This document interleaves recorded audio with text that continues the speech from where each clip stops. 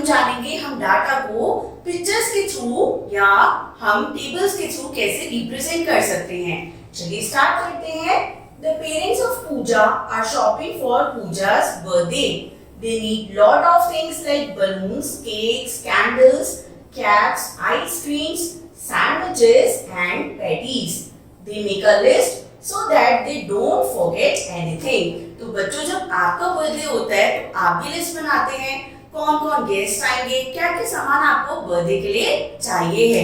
इसी तरह यहाँ पर पूजा का बर्थडे है और पूजा के पेरेंट्स उसके लिए पूरी लिस्ट तैयार कर रहे हैं कि उसके बर्थडे में उन्हें क्या क्या सामान चाहिए है। ये देखिए उन्होंने बनाई है एक लिस्ट ताकि वो कुछ भी भूल ना जाए। दे नीड बैलून्स, उन्हें चाहिए 2 पैकेट ऑफ बैलून्स, कैप्स चाहिए 25, पिज्जा चाहिए 18, पैटीज चाहिए 28, सैंडविचेस चाहिए 25, कैंडल्स चाहिए 15, आइसक्रीम्स हमें चाहिए 25 और एक चाहिए बर्थडे केक। तो देखिए ये है हमारी आइटम और ये है हमारा नंबर कि हर आइटम की हमें कितनी कितनी क्वांटिटी चाहिए। A list helps us to organize information about things. The information in a list can be in the form of names and numbers. Such information is called data. तो बच्चों अभी हमने देखा कि कैसे हमने लिस्ट की हेल्प से चीजों को यानी हमारे जो नंबर्स ऑफ थिंग्स हमें चाहिए उसको कितने आराम से अरेंज कर लिया। तो हम लिस्ट की हेल्प से अपनी इंफॉर्मेशन को या अपनी थिंग्स को अरेंज कर सकते हैं। इसमें हमें क्वांटिटी नंबर्स के थ्रू प्रेजेंट होती है और हम अपने ऑब्जेक्ट्स जो हमें चाहिए होते हैं उसे भी लिख लेते हैं। तो ऐसी इंफॉर्मेशन को बच्चों क्या कहा जाता है? Data. More about list. Sometimes we can make a list with more than 2 columns to show more information. तो बच्चों कई बार हम more than 2 columns भी बनाते हैं to represent our information. हमें अपनी information को दिखाने के लिए कई बार एक से ज्यादा 2 से ज्यादा columns की भी नीड होती है। चलिए देखते हैं with the help of example. The list shows the number of students present and absent in each class on a certain day.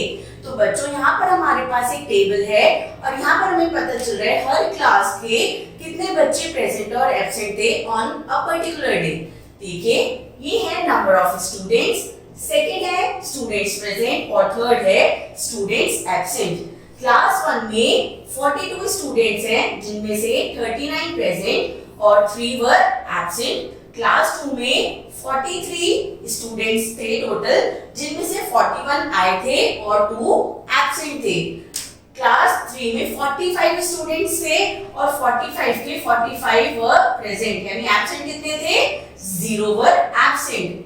Similarly class 4 42 students total थे जिनमें 42 प्रेजेंट थे यानी how many were absent? 0 were absent.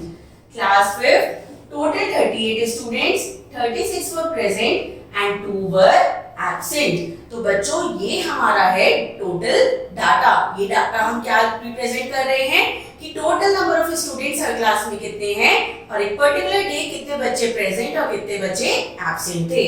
चलिए fill in the blanks in the previous list, then answer the following questions. अब हमें अपने पहले blanks को फिल करना है। ये देखिए हमने 0 0 फिल कर दिया। You also have to fill this total. तो यहाँ पर हम किस चीज का टोटल करेंगे? सबसे पहले नंबर ऑफ स्टूडेंट्स। तो यहाँ से टोटल करने पे बच्चों में क्या पता चलेगा?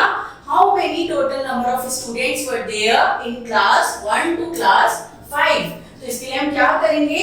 We will add 42 plus 43 plus 45 plus 42 plus 38। हम क्लास 1, 2, 3, 4 और 5 के नंबर ऑफ स्टूडेंट्स का टोटल कर लेंगे तो हमें मिल जाएगा टोटल नंबर ऑफ स्टूडेंट्स जो कि क्लास 1 से लेके क्लास 5 तक में है।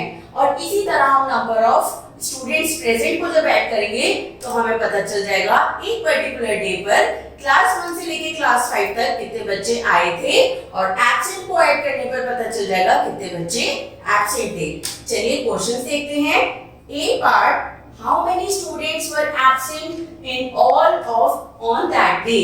टोटल कितने नंबर ऑफ स्टूडेंट्स एब्सेंट थे? तो बच्चों एब्सेंट के लिए हम क्या करेंगे? 3 + 2 + 0 + 0 + 2।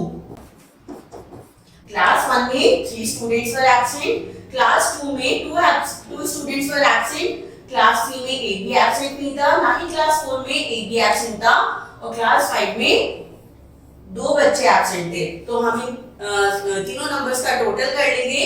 3 + 2 5 एंड 5 + 2 is 7। तो यहाँ पर हमारा क्या आएगा, 7 स्टूडेंट्स। उस पर्टिकुलर दिन कितने बच्चे एब्सेंट थे, तो ये है 7 student. B part, in which class were all the students present. तो बताइए टेबल को देख के कि कौन सी क्लास है जिनमें सारे के सारे स्टूडेंट्स प्रेजेंट थे। तो ये है क्लास 3 एंड क्लास 4। यहाँ पर 0 बच्चे एब्सेंट थे, that means all the students in the class were present. तो हमारा करेक्ट आंसर होगा class 3 and class 4। Class 3 and class 4 में सभी बच्चे प्रेजेंट थे। C part, if the school consists of these 5 classes, how many students are there in the school? तो हमसे पूछा जा रहा है कि अगर स्कूल में सिर्फ ये 5 क्लासेस हैं, यानी 1 2 3 4 5, टोटल 5 क्लासेस आर देयर, तो टोटल नंबर ऑफ स्टूडेंट्स कितने हैं स्कूल में? So what we will do, we will add 42 43 45 42 and 38। चलिए हम इन नंबर्स को ऐड कर लेते हैं।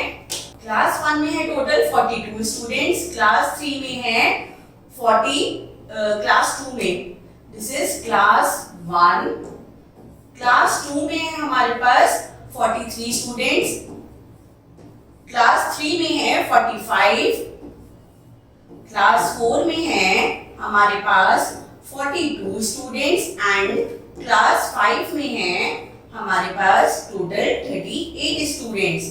जब हम इन सब नंबर्स का टोटल कर लेंगे तो हमें मिल जाएंगे total number of students in the school. So let's add 2 + 3 5, 5 + 5 is 10 and 10 + 2 is 12, 12 + 8 is 20. So we will write 0 और 2 चला जाएगा हमारा in the carry in tens column. 4 + 2 is 6, 6 + 4 is 10, 10 + 4 14, 14 + 4 is 18 and 18 + 3 is 21. So 210, this is the total number of students जो कि school में present हैं, यानी not just present, जो स्कूल में टोटल स्टूडेंट्स की स्ट्रेंथ है। So 210 are the number of students in the school. चलिए नेक्स्ट देखते हैं pictograph. Now what is pictograph? जब हम अपने डाटा को स्पेशल सिंबल्स की हेल्प से रिप्रेजेंट करते हैं तो इस सिस्टम को कहा जाता है, इस प्रोसेस को कहा जाता है pictograph. Data can be shown with the help of pictures. The pictorial representation of data is called pictograph. तो बच्चों यहाँ पर हम डाटा को किसकी हेल्प से रिप्रेजेंट कर रहे हैं? With the help of pictures. Let's see the example 2. In a school, the students of class 3A were asked to name their favorite food. Use the information to make a pictograph. तो बच्चों यहाँ पर एक school की बात हो रही है जहाँ पे क्लास 3A के स्टूडेंट्स को पूछा गया कि उनका फेवरेट फूड कौन सा है। चलिए देखते हैं। Favourite food, number of students हमारे पास नीचे मेंशन है। फेवरेट फूड सैंडविच, तो 12 बच्चों को सैंडविच पसंद है। Rajma rice, there were 7 students जिनका फेवरेट फूड है rajma rice. Burger, 13 students like burger and dosa, 8 students like the dosa. The above information can be shown in the form of pictograph. ये देखिए बच्चों, हमने अब यहाँ पर अपनी इंफॉर्मेशन को पिक्चर्स के फॉर्म में रिप्रेजेंट किया है। ये स्माइलीज क्या रिप्रेजेंट कर रही हैं? नंबर ऑफ स्टूडेंट्स जिन्हें अलग अलग चीजें पसंद हैं। So this is the favourite food of students of class 3A। इसे हम कहते हैं हमारा टाइटल। जब भी हम कोई टेबल बनाते हैं हमें ऊपर टाइटल मेंशन करना होता है so that we can understand ये टेबल किसके बारे में है। तो यहाँ पर ये टेबल है क्लास 3A स्टूडेंट्स के फेवरेट फूड के बारे में। So we have written the title favourite food of students of class 3A। देखिए फेवरेट फूड कौन कौन सा था? Sandwich, rajma rice, burger, dosa. अब ये देखिए एक स्माइली जो है ये 1 स्टूडेंट को रिप्रेजेंट करती है। So sandwiches were liked by 12 children. तो हम कितने चिल्ड्रन बनाएंगे? सैंडविच के आगे हम कितनी स्माइलीज बनाएंगे? 12. 1 2 3 4 5 6 7 8 9 10 11 12. राजमा राइस पसंद था 7 चिल्ड्रन को, तो यहाँ पर हमने बनाई है टोटल 7 स्माइलीज. बर्गर पसंद था 13 चिल्ड्रन को, so we have made 13 smileys. ये एक स्माइली एक चाइल्ड रिप्रेजेंट कर रही है, तो हमने 13 चिल्ड्रन के लिए बनाई है 13 स्माइलीज. और डोसे के लिए हमने बनाई है 8 स्माइलीज, क्योंकि 8 बच्चों को डोसा खाना पसंद है. Now we have to answer sir following questions. Answer these questions with the help of the above pictograph. अब हमें इन क्वेश्चंस को इस पिक्टोग्राफ की हेल्प से आंसर करना है. Let's see the A part. Which food is liked by the least number of students? आप अगर खाली पिक्टोग्राफ देखते हैं तो आप कैसे पता लगाएंगे कि ऐसा कौन सा फूड है जो सबसे कम बच्चे खाते हैं? तो देखिए जहां पर सबसे कम स्माइलीज होंगी, that is the least favourite food. तो यानी हम देख रहे हैं राजमा राइस में सबसे कम स्माइलीज हैं, तो राजमा राइस क्या है हमारा least favourite food of the children. यानी सबसे कम राजमा राइस पसंद होता है बच्चों को. B option. Which food is liked by most of the students? सबसे ज्यादा बच्चों को क्या खाना पसंद है? ये हमें पिक्टोग्राफ की हेल्प से कैसे पता चलेगा? जब हम देखेंगे जिसमें सबसे ज्यादा स्माइलीज होंगी, यानी that food item is liked by most of the students. तो अगर हम कंपेयर करते हैं तो हमारे पास क्या आंसर आता है? बर्गर. बर्गर में सबसे ज्यादा स्माइलीज हैं, तो दैट मींस बर्गर सबसे ज्यादा पसंद किया जाता है by the students of class 3rd A. C option. How many students are there in class 3A? अब हमसे अगर ये पूछा जाए कि क्लास 3 में कितने बच्चे हैं और हमारे पास खाली पिक्टोग्राफ है, we don't have table, तो हम क्या करेंगे? हम देखेंगे कि कितने बच्चों को सैंडविच पसंद था, तो ये थे हमारे 13. नाउ राजमा राइस कितने बच्चों को पसंद है? काउंट 1 2 3 4 5 6 एंड 7, तो ये आ गया हमारा 7. बर्गर कितने बच्चों को पसंद है? 7. 1 2 3 4 5 6 7 8 9 10 11 12 13, so it is 13.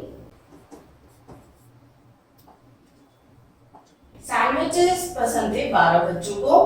और अब बताइए डोसा कितने बच्चों को पसंद है? 1 2 3 4 5 6 7 8, तो हमने लिख लिया है 8. अब हम यहाँ पर टोटल करेंगे तो हमें क्या पता चल जाएगा? क्लास 3 में टोटल कितने स्टूडेंट्स हैं. तो चलिए इसे ऐड करते हैं. सो इसका टोटल आएगा एज 40. तो क्लास 3 में टोटल कितने नंबर ऑफ स्टूडेंट्स हुए? 40 स्टूडेंट्स. ये हमें डाटा मिला है of the 40 students. Now we have exercise 16.1. Use this pictograph to answer the questions that follow. अब हमें इस पिक्टोग्राफ की हेल्प से इन क्वेश्चंस को अटेम्प्ट करना है, जैसे हम अभी करके आए हैं. So let's start. A part. In which week were the maximum number of mangoes sold? तो बच्चों यहाँ पर क्या है हमारे पास? सबसे पहले टाइटल देखते हैं. मैंगो सोल्ड इन अक्टूबर. हम देख रहे हैं एक मंथ अक्टूबर में कितने नंबर ऑफ मैंगोस बेचे गए. और एक मैंगो की टोकरी क्या रिप्रेजेंट करती है? 1 kg ऑफ मैंगोज.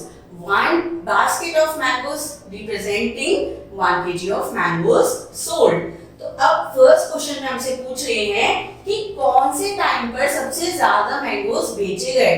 तो ये देखिए ये है हमारे पास 4 वीक्स का डाटा. अब बताइए मैक्सिमम नंबर ऑफ मैंगोस के लिए हम क्या देखेंगे? जिसमें सबसे ज्यादा बास्केट्स होंगी. So it is in the second week. Second week में मैक्सिमम नंबर ऑफ बास्केट्स हैं, तो सेकेंड वीक में सबसे ज्यादा मैंगोस की सेल हुई है. So we will write second week. B part. How many more mangoes were sold in first week than in the third week? हमसे पूछ रहे हैं फर्स्ट वीक में थर्ड वीक के कंपैरिजन कितने ज्यादा मैंगोस बेचे गए. तो चलिए देखते हैं फर्स्ट वीक में कितने हमने मैंगोस बेचे हैं. 1 2 3 4 5 6 7 8. So that means we have sold 8 kg of mangoes in the first week. अब थर्ड वीक में देखते हैं 1 2 3 4 5 6 7। थर्ड वीक में हमने बेचे हैं 7 kg। तो बच्चों बताइए हमने फर्स्ट वीक में थर्ड वीक के कंपैरिजन कितने ज्यादा मैंगोज बेचे हैं। We will simply subtract 8 minus 7 और our answer will be 1। सो हमने फर्स्ट वीक में 1 kg मैंगोज ज्यादा बेचे थे in comparison to third week। Now we will do the C part। How much kg of mangoes were sold in the month of October? बच्चों अब हमसे पूछ रहे हैं अक्टूबर मंथ में टोटल कितने नंबर ऑफ मैंगोज हमने बेचे हैं। सो इसके लिए हम क्या करेंगे, हम टोटल देखेंगे फर्स्ट वीक में हमने कितने सेल करे हैं, सेकंड वीक में, थर्ड वीक में और फोर्थ वीक में। Then we will add all the number. अब देखिए फर्स्ट वीक में हमने बेचे हैं 8 kg, सेकंड वीक में हमने सेल किए हैं 9 kg और फोर्थ वीक में हमने सेल किए हैं 1 2 3 4 5 6 7।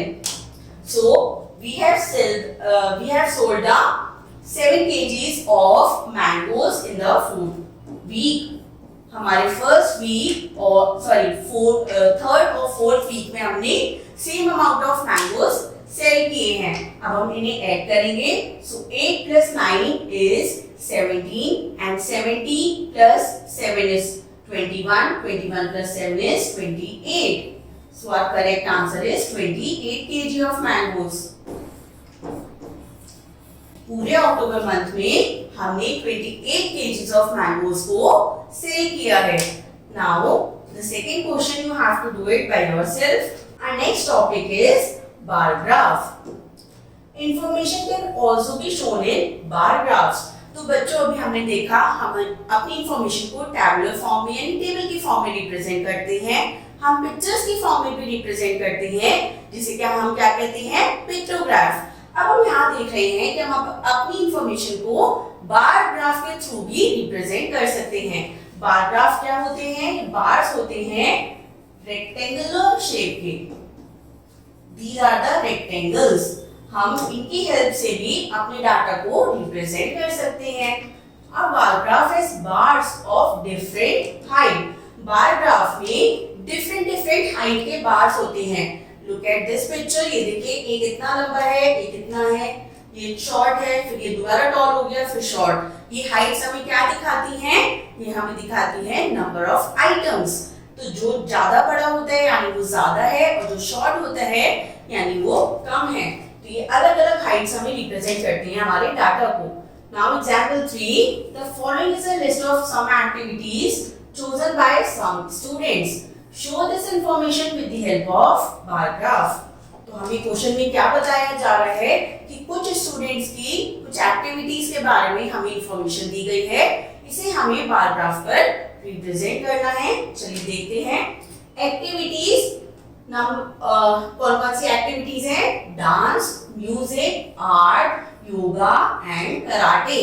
और ये है हमारे पास नंबर ऑफ स्टूडेंट्स जो कि अलग अलग एक्टिविटीज में एंगेज हैं। डांस में है 10 स्टूडेंट्स, म्यूजिक में 8, आर्ट में 6, योगा में 9 एंड कराटे में 5। तो देखिए बच्चों हमने यहाँ पर ग्राफ के ऊपर बार्स की हेल्प से अपनी इंफॉर्मेशन को रिप्रेजेंट किया है।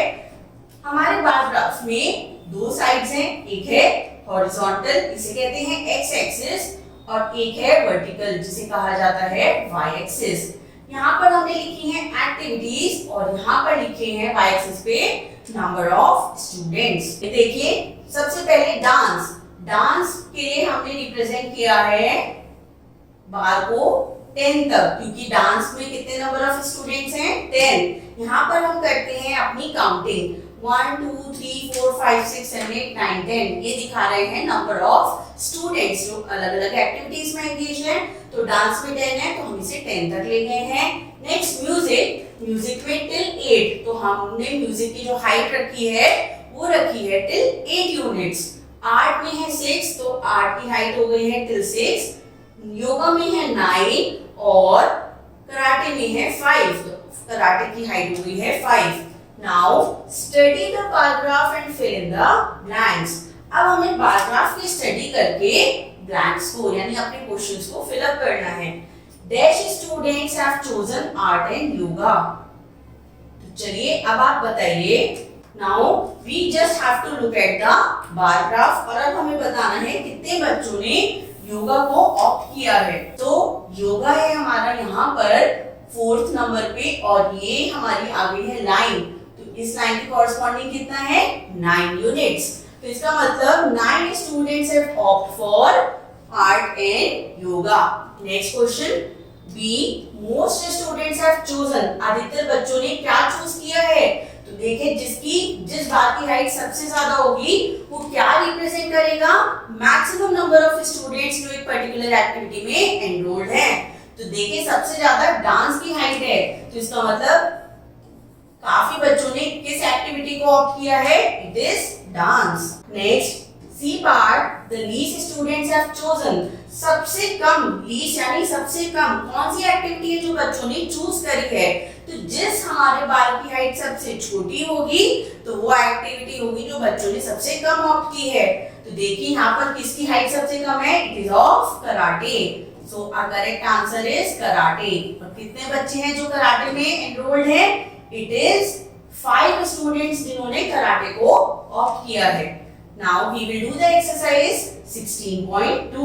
Study this bar graph which shows the mode of transport used by children to go to school. Answer the questions that follow.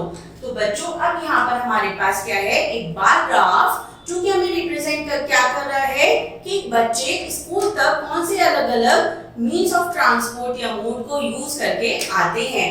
तो मोड ऑफ ट्रांसपोर्ट है हमारा ऑन द एक्स एक्सिस और number of children है on the Y axis. अब हमें बताना है अपने फॉलोइंग क्वेश्चंस को with the help of bar graph. A part how many students walk to go to school. कितने बच्चे वॉक यानी पैदल चल के आते हैं स्कूल तक। तो देखते हैं ऑन फुट या वॉक कहाँ है हमारा 4th कॉलम है ऑन फुट। और कितने नंबर ऑफ स्टूडेंट्स हैं इसके कॉरस्पॉन्डिंग हाइट देखिए सो इट इज 8। कितने बच्चे हैं जो पैदल चल के आते हैं 8 students. Next question B which is the most popular mode of transport. सबसे ज्यादा पॉपुलर मोड ऑफ ट्रांसपोर्ट कौन सा है। तो जो बच्चे सबसे ज्यादा ऑप्ट करते हैं जिस पर्टिकुलर मोड ऑफ ट्रांसपोर्ट को वो हमारा क्या हो जाएगा मोस्ट पॉपुलर। तो देखिए सबसे ज्यादा हाइट किसकी है it is of the bus. 10 students ऐसे हैं जो बस के थ्रू आते हैं। तो बस सबसे ज्यादा पॉपुलर मोड ऑफ ट्रांसपोर्ट हो गई। Number C how many students use cycle to go to school. कितने बच्चे ऐसे हैं जो साइकिल की मदद से स्कूल आते हैं। So we will go to the cycle. Cycle की हाइट देखिए ये है 9। तो नंबर ऑफ स्टूडेंट्स जो स्कूल साइकिल से आते हैं इट इज 9 स्टूडेंट्स। ये बहुत ही इजी चैप्टर और इंटरेस्टिंग चैप्टर होता है। आई होप आपको भी इसे करने में उतना ही मजा आ रहा होगा। Thank you.